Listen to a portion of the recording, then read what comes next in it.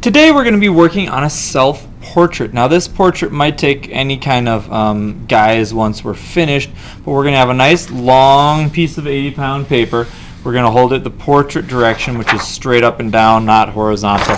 And we're going to work a little bit on how to draw a portrait. Now number one, you're going to have to take an oval and draw an oval. Alright? Then we're going to do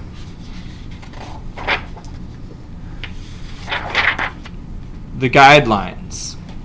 Okay, the guidelines are important because they're going to show us where the eyes and all that sort of stuff should end up being. Okay, and that's just stepping you through what parts you're going to do.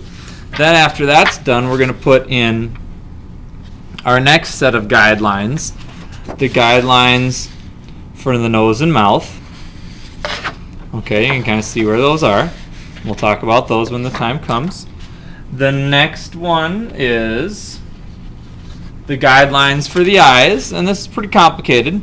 Okay, we're going to divide it up into fourths, and then we're going to kind of even it out, and there's kind of how it looks, and we'll show you how that goes when we get there. Next, we're going to take care of the nose. Okay, we're going to learn about where the nose is and how to make a couple different kinds of noses. Okay, you can kind of see how that follows the design. Then we're going to learn about the mouth, and I'll make the mouth and where to make the mouth from. Okay. Then we're going to learn about the ears and where the ears should be so they're in the correct proportion to the rest of your head. Okay, and we're going to learn about the eyebrows and where the eyebrows should or shouldn't be so that they look correct and they're in correct proportion with the face.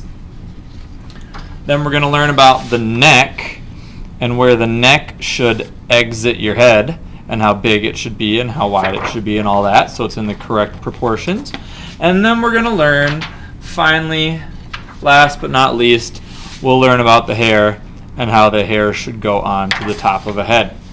Alright, so that being kind of the basic outline of how a portrait is drawn, we will get started. You're going to take your first step and get your 80-pound piece of paper prepared for our portrait.